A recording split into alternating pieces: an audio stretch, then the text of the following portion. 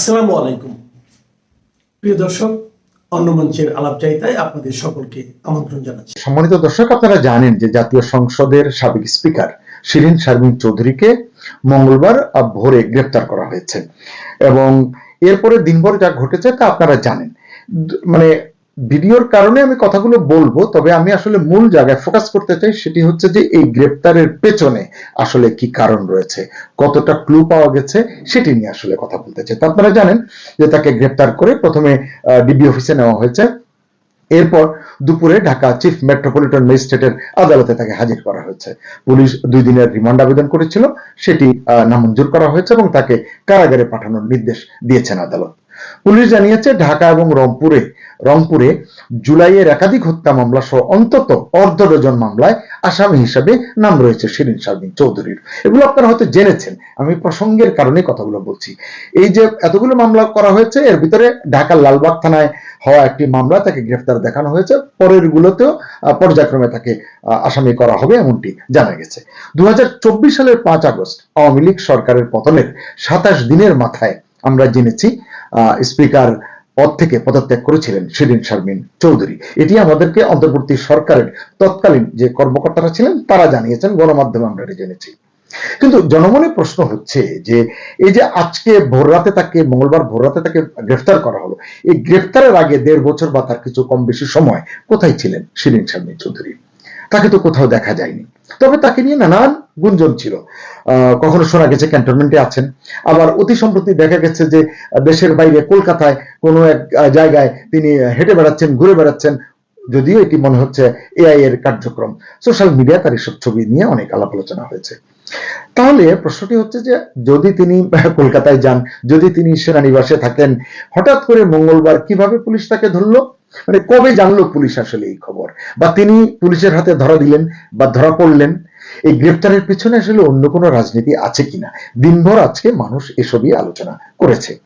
আমাদেরকে জানানো হয়েছিল যে 6 শতাধিক ব্যক্তিকে, 626 বা 662 এরকম ব্যক্তিকে, প্রভাবশালী ব্যক্তিকে মানবিক দায়বদ্ধতার কারণে এবং আইন বহির্ভূত হত্যাকাণ্ড থেকে জীবন রক্ষা করতে সেনানিবাসে আশ্রয় দেওয়া হয়েছিল সেনা বাহিনীর তরফ থেকে। এটি জানানো হয়েছিল, আইএসপিআর জানিয়েছিল।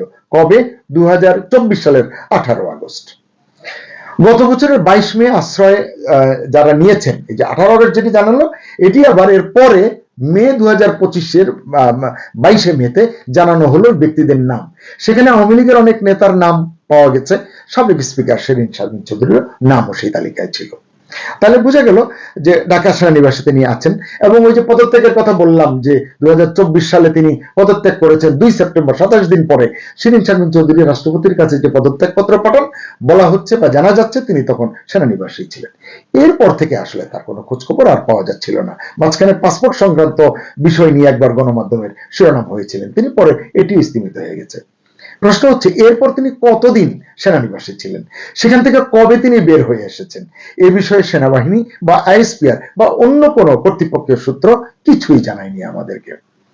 তারপর তো বললাম প্রায় 1.5 বছর পর একেবারে মঙ্গলবার ভোরে গোপন তথ্যের ভিত্তিতে তাকে গ্রেফতার করা হলো। কিন্তু এই যে অন্তর্বর্তী সরকারের 18 মাসের বাকি সময়ে তাকে নিয়ে যে কোনো সংবাদ এলো না, তিনি গ্রেফতার হলেন না। মানে অপরাধী হলে তো গ্রেফতার হওয়ার কথা, তার বিরুদ্ধে যেহেতু এত মামলা রয়েছে। এই যে হলেন না, এর পিছনে কি কোনো সমঝোতা ছিল? শোনা যায়, সত্য মিথ্যা জানি না, তৎকালীন সরকারের মানে অন্তর্বর্তী সরকারের, ইউনূস সরকারের প্রভাবশালী একটি অংশ নাকি তাকে শেল্টার দিয়েছেন। এমনকি এমনও শোনা যায় সেনাবাহিনীর তরফ থেকেও নাকি প্রচ্ছন্ন সমর্থন সহযোগিতা ছিল তার অনুকূলে। তারপর তো প্রশ্ন করতেই হবে যে সেনা হেফাজত থেকে কবে তিনি বাসায় এসেছেন, যে বাসা থেকে তাকে গ্রেফতার করা হয়েছে? যদি এটি কেউ জেনে থাকে তাহলে তখন কেন করলো না? আজকে কেন এই গ্রেফতার নাটকটি মঞ্চস্থ করা হলো? আসলে এসব কি পাবলিক খায়? মানে অনেকেই বলছেন, দিনভর 2-1 জন আমাকে বলেছেন যে আসলে স্ক্রিপ্টটা বেশ দুর্বল, এটা মানতেই হবে। ঢাকার আদালতে সাবেক স্পিকার শিরিন শারমিন চৌধুরীর যে রিমান্ড শুনানি শেষে আজকে আবার আইনজীবীদের মধ্যে হট্টগোল হয়েছে।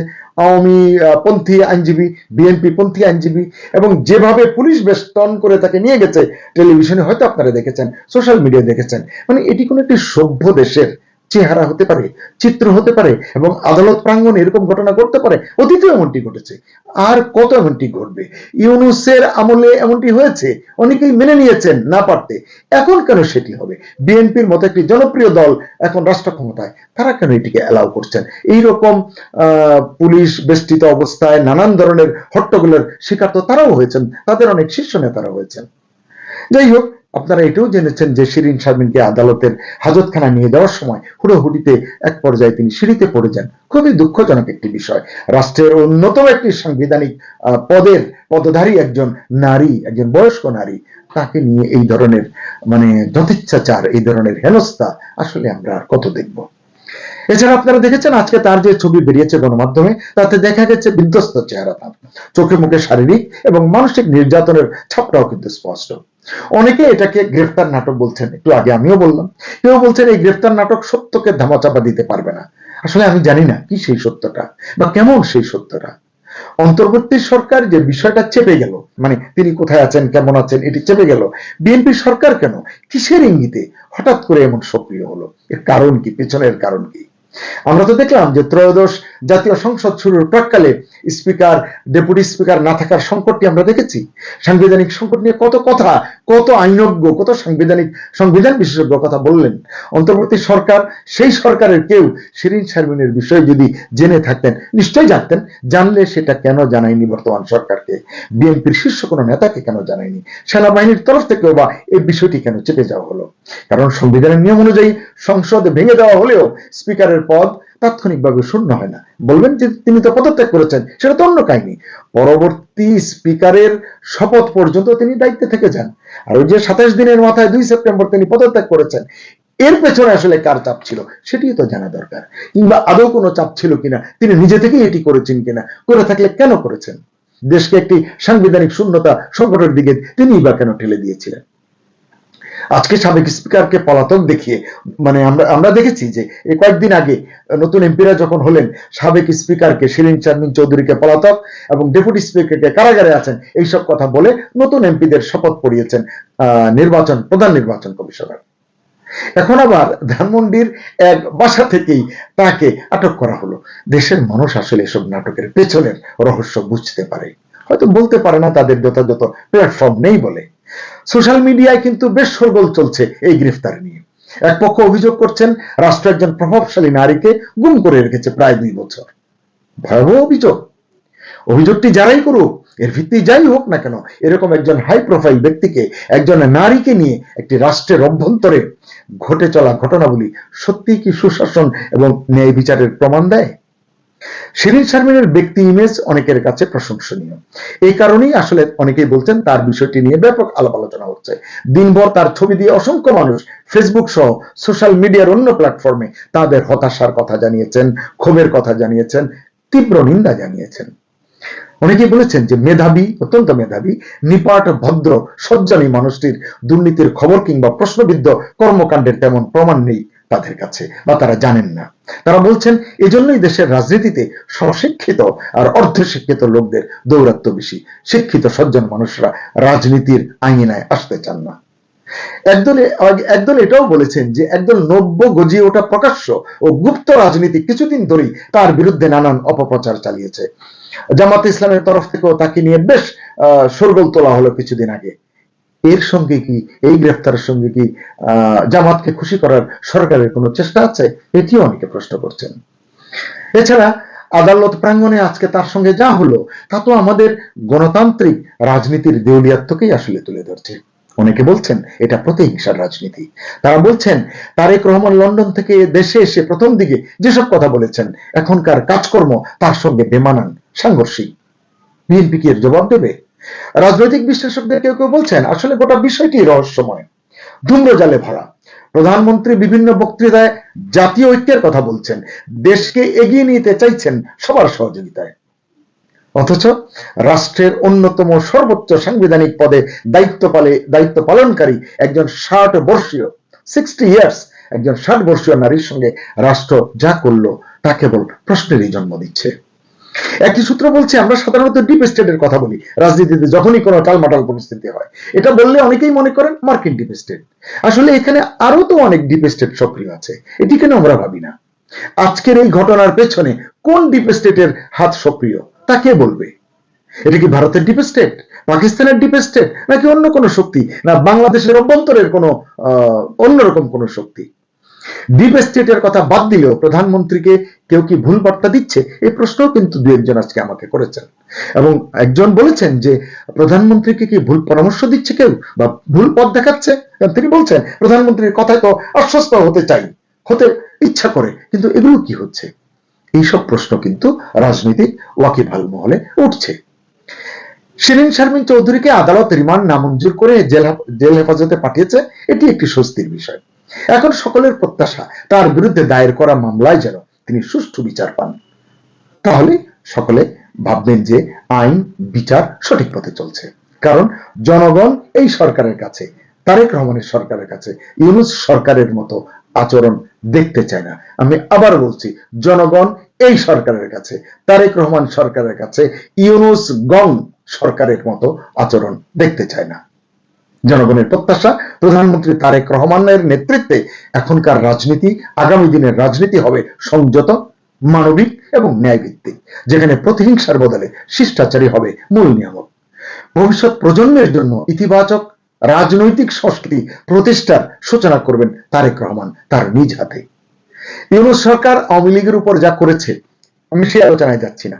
বিএনপিও যদি সেই পথেই হাঁটে, তাহলে এই প্রতিহিংসার শেষ কোথায় হবে? কারণ ক্ষমতা তো চিরস্থায়ী নয়। বিএনপি যখন ক্ষমতায় থাকবে না, তখনও এমন দুঃখজনক চিত্র কি আমাদের দেখতে হবে? আদালত প্রাঙ্গণে যা হলো, বা শিরিন শারমিনকে নিয়ে যা হলো, এরকম পরিস্থিতি আমরা আসলে দেখতে চাই না। এই যে অশুভ প্রলয় নাচন, এটা অচিরেই শেষ হোক, শুদ্ধতার পথে হাঁটুক বাংলাদেশের রাজনীতি। তবে একই সঙ্গে আমরা চাই প্রকৃত অপরাধী যদি কেউ হয়, প্রকৃত দুষ্কৃতিকারী যদি কেউ থাকে, তার বিচার হোক, এমন বিচার হোক যেন সেই বিচার নিয়ে কোনো প্রশ্ন না ওঠে। সুপ্রিয় দর্শক, এই ছিল মোটামুটি কথাগুলো। আরো অনেক কথা হয়তো বলা যেত, কিন্তু তথ্য প্রমাণের মানে যথাযথ প্রমাণ না থাকার কারণে সব কথা বলা যায় না। বাকিটা আকলমন্দকে নিয়ে ইশারাই কাফিয়ে। সবাই ভালো থাকুন, সুস্থ থাকুন, নিরাপদে থাকুন। মোহাম্মদ ইউনূস সহ যত উপদেষ্টা ছিলেন, তাদের দেশত্যাগের বিরুদ্ধে আইনি নোটিশ জারি করেছেন একজন আইনজীবী। এখন এই যে হামে এত শিশুর মৃত্যু হচ্ছে, তাই নিয়ে খুব হইচই হচ্ছিল। তারপরে আমি কিছু ডকুমেন্ট পাই, সেই ডকুমেন্টের ভিত্তিতে আমি একটা ভিডিও করেছিলাম। ভিডিও করে আমি অভিযোগ করেছিলাম যে 128 কোটি টাকা একটা বেসরকারি ওষুধ কোম্পানি থেকে উনি ঘুষ নিয়েছিলেন, এবং সেই টাকার ভাগ প্রত্যেকে পেয়েছিল, রাজনৈতিক দলগুলো। আরো সব টাকার ভাগ তো পেয়েছি, এটা তার মধ্যে এটা। তারপরে আপনাদের দেশে খুব হইচই শুরু হয়ে গেল যে ডক্টর ইউনূস এরকম বেসরকারি প্রতিষ্ঠানকে দিয়ে এরকম বিপদে ফেলে দিয়েছে শিশুদের। মানে এদের দেশত্যাগ করা তো আগেই বন্ধ করা উচিত ছিল। আমাদের এই যে তারেক রহমান, তার বিরুদ্ধে যে সমস্ত অভিযোগ রয়েছে, আজকে তো আমাদের খলিলুর রহমান, আপনাদের খলিলুর রহমান আজকে আসছেন, তাকে সমস্ত প্রশ্নমালার সম্মুখীন হতে হবেন। তিনি তীরবিদ্ধ হবেন, পুরো প্রশ্ন মানে বিদ্ধ হবেন। এই প্রশ্নও তাকে করা হবে যে কিসের ভিত্তিতে তাকে জাপান যেতে দেওয়া হলো, যখন ওই 10টি পয়েন্টের মধ্যে একটি পয়েন্টে ছিল ইউনূস সহ উপদেষ্টাদের কাউকে দেশত্যাগ করতে দেওয়া হবে না। তাহলে আপনারা দিলেন কি করে? জাপান সফর উনি করে এলেন কি করে? তো যাই হোক, এখন যেটা হয়েছে, আমি দুপুরে ওই ভিডিওটা করব, জয়শঙ্করের ভিডিওটা আমি দুপুরবেলা করবো 1:30টার সময়। তো এখন যেটা হয়েছে, এই সমস্ত আইনি নোটিশ সমস্ত বিভাগীয় সচিবদের সমস্ত জানিয়ে দেওয়া হয়েছে। তাদেরকে বলা হয়েছে 5 দিনের মধ্যে উপযুক্ত পদক্ষেপ নিতে, নাহলে সুপ্রিম কোর্টে আবার তারা হাজির হবে, মানে আইনজীবী। মানে তিনি যেটা করেছেন সেটা হচ্ছে দেশের শিশুদের স্বার্থে করেছেন। আরো আইনজীবীদের এবং দেশপ্রেমিক আইনজীবীদের এই মামলায় সমবেতভাবে এগিয়ে এসে জয়েন্টলি অ্যাপ্লিকেশন করা উচিত। সবাই মিলে চাপ তৈরি করো ইউনূসের উপরে। দেশটাকে ছাড়খাড় করে দিয়েছে, মানে কাকে বাদ দেয়নি, শিশুরা পর্যন্ত তার হাত থেকে নিস্তার পেল না। কত শিশু মারা গিয়েছে এখনো পর্যন্ত তার সঠিক সংখ্যা না আপনারা বলতে পারবেন, আমি তো দূরে থেকে, আমার বলার তো কোনো সম্ভাবনাই নেই। আর সরকার তো চেপেই যাচ্ছে। এই যে আমি এত বড় অভিযোগটা করলাম, কই মামলা তো করতে পারতেন আমার নামে। আমি তো বলেছিলাম আমার নামে মামলা করবেন, মামলা তো করতে পারতেন। কোন রাজনৈতিক দল, ইউনূস, তার উপদেষ্টারা কেউ তো আমার বিরুদ্ধে মামলা করলেন না, আর মামলা করার সাহস নেই। বাস গভর্নমেন্ট অফ ইন্ডিয়াকে জানানোর সাহস নেই, কারণ গভর্নমেন্ট অফ ইন্ডিয়া যখন আমায় ডেকে পাঠাবে, তখন আমি যখন একের পর এক তথ্যগুলো তাদের সামনে তুলে ধরবো, তখন তারা কিন্তু অবাক হয়ে যাবেন এবং সঙ্গে সঙ্গে গলাটা টিপে ধরবে বাংলাদেশের। সেটা ওনারা জানেন। ওনারা জানেন বলেই ওনারা ওই মামলার ফাঁদে পা দিচ্ছেন না। এখন করুন না একটা মামলা আমার নাম, আমি তো ওপেন চ্যালেঞ্জ করছি, আমার নামে মামলা করুন। আমার কথার উপরে ভিত্তি করে তো আপনাকে এত কথা শুনতে হচ্ছে, মামলা খেতে হচ্ছে। আপনি আমার বিরুদ্ধে মামলা করুন, যে এই মানুষটার মিথ্যে প্রচারণার জন্য আজকে আমাকে ভুগতে হচ্ছে। করার সাহস নেই আপনার, কারণ কেউ আপনার হাতে ওই বাংলাদেশে সেফ ছিল না, শিশু থেকে বৃদ্ধ পর্যন্ত, বৃদ্ধা থেকে একদম তরুণী পর্যন্ত কেউ সেফ ছিল না।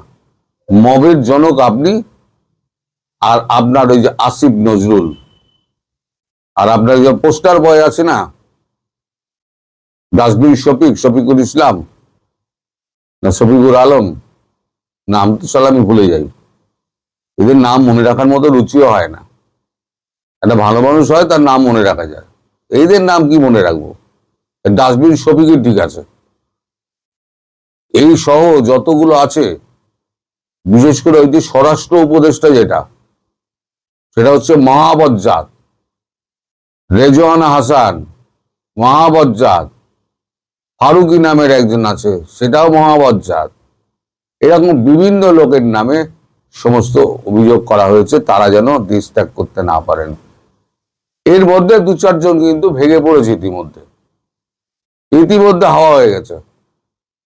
এখন দেখা যাক এই মামলা 4-5 দিনের মধ্যে এই সচিবালয় কনসার্ন সচিবরা কি ব্যবস্থা নেন। যদি ব্যবস্থা না নেন, তাহলে পরে আইনজীবী তো আবার কোর্টে, সুপ্রিম কোর্টে যাবেন।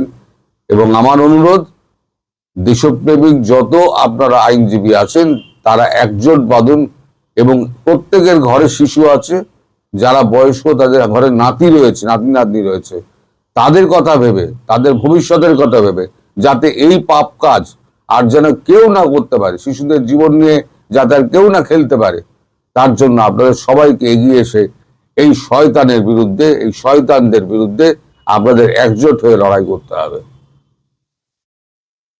আমার মনে হয় আমার এই অ্যাপিল আপনারা সবাইকে একটু হলেও নাড়া দেবে এবং আপনারা সেই মতো ব্যবস্থা করবেন।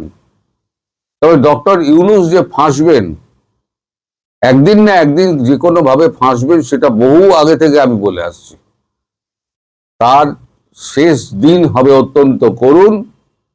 মনে করুন, আমি প্রথম থেকে বলছি, যারা তার শেষ দিন হবে অত্যন্ত করুণ, এবং তাকে ওই জেল প্রকোষ্ঠে কাটাতে হবে, এবং অবশেষে তার কঠিনতম শাস্তি হবে, সেটা হচ্ছে, যাই হোক, কঠিনতম শাস্তি হবে আপনাদের সংবিধানে যেটা আছে, দেশবিদ্রোহ বিরোধী কার্যকলাপ, যেমন সংবিধান ভাঙার যে ষড়যন্ত্র উনি করেছিলেন, তার জন্য তার যে শাস্তি, সেই শাস্তি তাকে পেতেই হবে। এর থেকে তার মুক্তি নেই। আপনারা মিলিয়ে নেবেন। অনেকদিন আগে আমি বলেছিলাম, আপনারা হয়তো ভাবছেন যে আমি হয়তো বাজে কথা বলেছিলাম, কিন্তু আমি কিন্তু বুঝেছিলাম যে যে জিনিস উনি করছেন সেই জিনিস থেকে পার পাবেন না। ক্ষমতা একদিন অন্যের কাছে ছিল, আজকে আপনার কাছে আছে, দেখুন আরেকদিন অন্যের কাছে চলে যাবে। ক্ষমতা চিরস্থায়ী হয় না। আপনি পাপ কাজ করবেন তো পাপ কাজের উপযুক্ত ফল আপনি পাবেন। সবাই ভালো থাকবেন, সুস্থ থাকবেন, সাবধানে থাকবেন। নমস্কার।